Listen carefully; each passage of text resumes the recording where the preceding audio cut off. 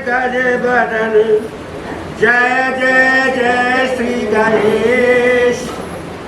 विघ्न हरण मंगल करण, काटो सकल कलेश। काटो सकल कलेश, प्रथम मैं तुम्हें बनाऊं। पान फूल मिष्ठान सभी सामान चढ़ाऊं।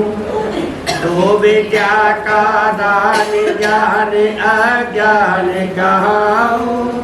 रखना मेरा मान, चरणों में माथे नवाऊं। स्वर की दाता सरस्वती, धरो तुम्हारा ध्यान। वाणी ब्राह्मणी करो, मुझको आज प्रणाम। गुरु गोविंद के जय चरण, न्याहू चरणों मात।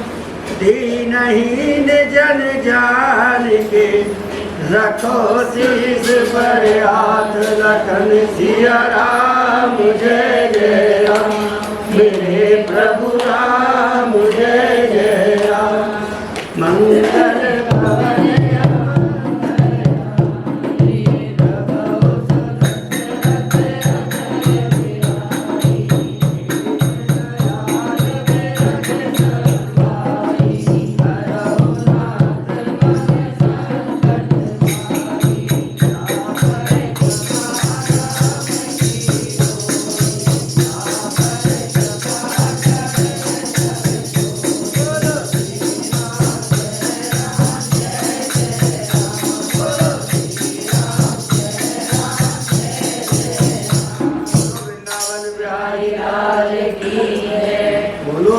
भगवान की जय। तो तीसरे अध्याय को सुनाकर नारद जी कहने लगे कि हे तात, अब कृपया करके कार्तिक मास में जो दोष दीपदान किया जाता है वह उसका मातम सुनाने की कृपा कीजिए। तो नारद जी की यह बात सुनकर श्री ब्रह्मा जी कहने लगे कि हे पुत्र, दीप चाहे सोने का हो, चाहे चांदी का हो, तांबे का हो, पीतल का हो, मिट्टी का हो, वो अपनी श्रद्धा के अनुसार कार्तिक मास में दान करना चाहिए। कार्तिक में दीप दान करने से समस्त पापों का नाश हो जाता है। दीपक भगवान की मूर्ति के आगे या तुलसी के समीप चौक में अथवा ब्राह्मण के घर अथवा मंदिर में, वन में, वृक्ष के नीचे, गौशाला या धर्मशाला के पास में घृत या तेल का जलाया जाए।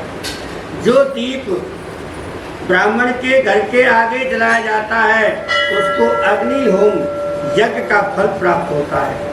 और जो ऊंचा आकाश में दीप जलाते हैं उनके धन की वृद्धि होती है तथा वैकुंठ निवास मिलता है।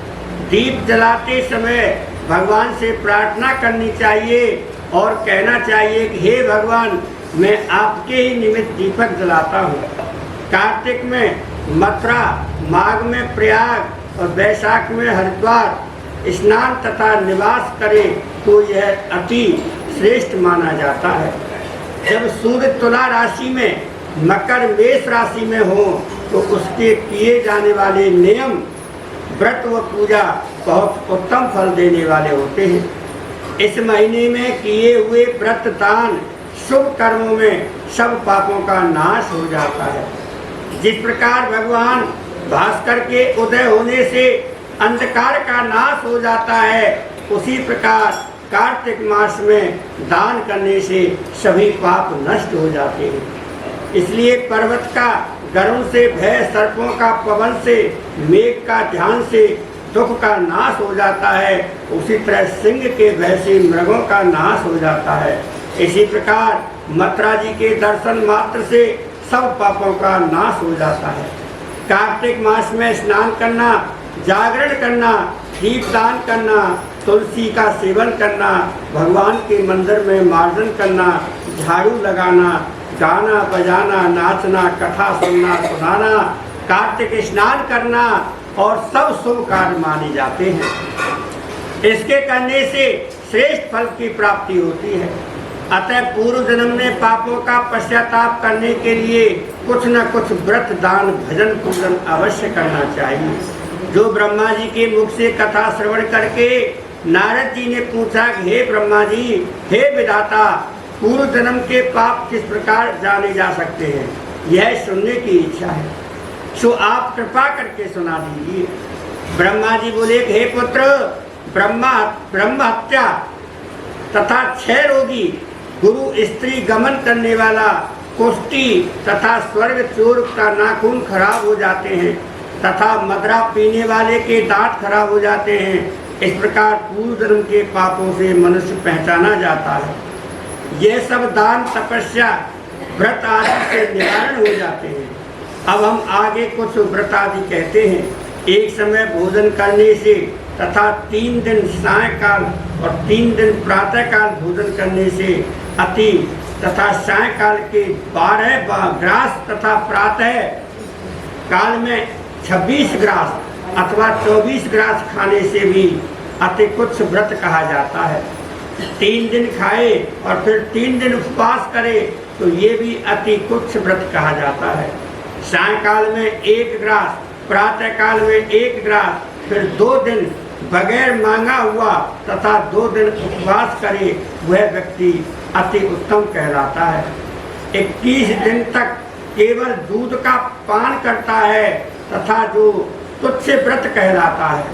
12 दिन उपवास करना खुराक व्रत कहलाता है। 4 दिन कुछ नहीं खाना, फिर सत खाना तथा फिर छाछ पीना, इतने पश्चात ब्राह्मण को दक्षिणा देना सौभ्य कुक्ष व्रत कहा जाता है। इसी प्रकार 12 दिन करना 12 कुक्ष व्रत कहलाता है। तुला पुरुष का दान करना और गौ घृत, घी का, गोबर का तथा दूध दही का, कुसा का जल पीना, दूसरे दिन उपवास करना, यह भी संतपन व्रत कहा जाता है। 3 दिन गौमूत्र, 3 दिन गोबर, 3 दिन दही, 3 दिन दूध और 3 दिन घी पकान खाने से ये संतपन होता है। इसलिए समस्त पापों को नाश करने वाला व्रत कहा जाता है। इसी प्रकार गूलर, कमल, बेल के पत्ते, कुसा जल प्रतिदिन पीना भी यह कुक्ष व्रत कहा जाता है। इसलिए 3 दिन उपवास करके पहले लिखी गई वस्तुओं से पिए तो पूर्ण तृक्ष व्रत कहा जाता है। यदि पका हुआ दूध, घी, जल एक अति दिन पिए जाते हैं तो उपवास करना चाहिए। जब दूध, घी तथा 3 दिन तक पिए और समस्त स्नान करने के बाद तृप्त कुछ व्रत कहा जाता है। इसका प्रणाम पानी 8 तोला, दूध 12 तोला, घृत 4 तोला होना चाहिए। कार्तिक शुक्ल चतुर्दशी को भगवान का पूजन करना चाहिए। उस रात्रि को उपवास करके जल में स्थित होकर के यह पेट जल कुक्ष व्रत कहा जाता है। जो इस व्रत को करता है वह वैकुंठ को प्राप्त कर लेता है। कार्तिक शुद्ध सप्तमी को घी पी करके तथा एकादशी को उपवास पैतामह कुक्ष व्रत कहा जाता है। यह पैतामह पितरों को तारने वाला होता है। इसको करने से दिन में भगवान की कृष्णचंद्र की पूजन करना चाहिए तो इसे करने वाला तीनों लोकों में पवित्र होकर वैकुंठ को प्राप्त होता है। कार्तिक शुद्ध छठ से 3 दिन केवल दूध पिए और फिर नवमी के दिन 3 दिन उपवास करने से महेंद्र तृक्ष व्रत कहा जाता है। इसे करके मनुष्य दुर्लभ वैकुंठ को प्राप्त होता है। 3 दिन अन्न भक्षण करे और 3 दिन उपवास करने से पंचक व्रत कहा जाता है। इसे वैष्णव कुक्ष व्रत कहते हैं। जो प्राणी एकम से पंचमी तक केवल दही खाता है वह पर एकादशी तथा द्वादशी को भगवान का पूजन करता है, उसे परम वृक्ष व्रत कहा जाता है। इसके करने से श्वेत दीप का वास मिलता है।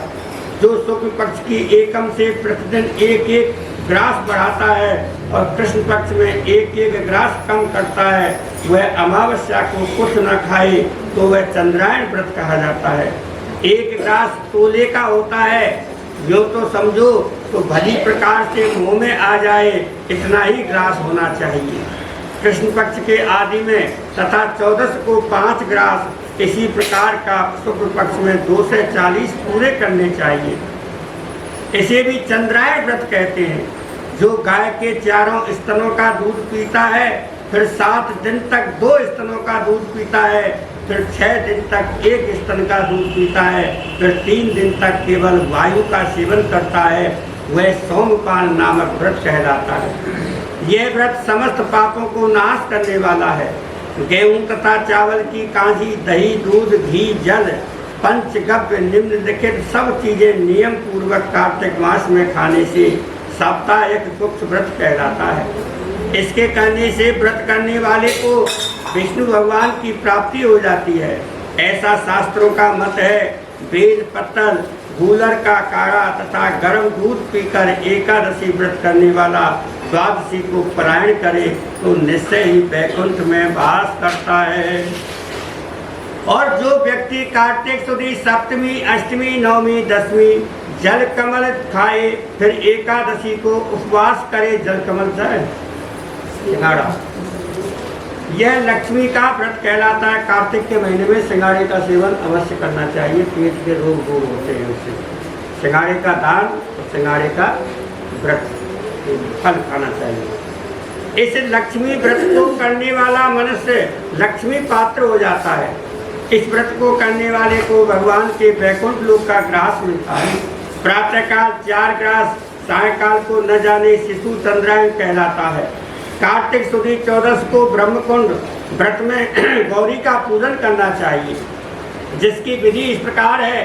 गौमूत्र, गोबर, दूध, दही, घृत और कुसा जल लेकर के सबको मिलाकर के पंचगव्य अथवा पंचगव्य होता है। इसे लाल रंग की गौ की तथा श्वेत गौ की दूध, गाय की दही, काली गाय का घी यदि किसी वजह से न मिल सके तो दूसरी तरह का भी पंचगव्य हो जाता है।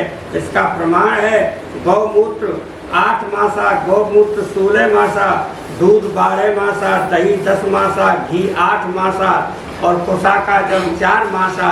गौमूत्र गायत्री मंत्र पढ़ करके गंध द्वारा ओम गोबर सत पृथिव्याम पय पृथिव्याम पयोगदेशु पयोधा दिव्य पयोधा पैसती दिव्य संति देव स्ते मंत्र पढ़ करके कुसा लेना चाहिए।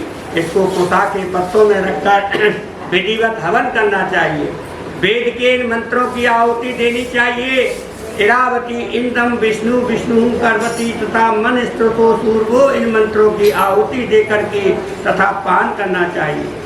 यह पलाश के पात्र में तथा स्वर्ण अथवा चांदी के पात्र में पान करना चाहिए।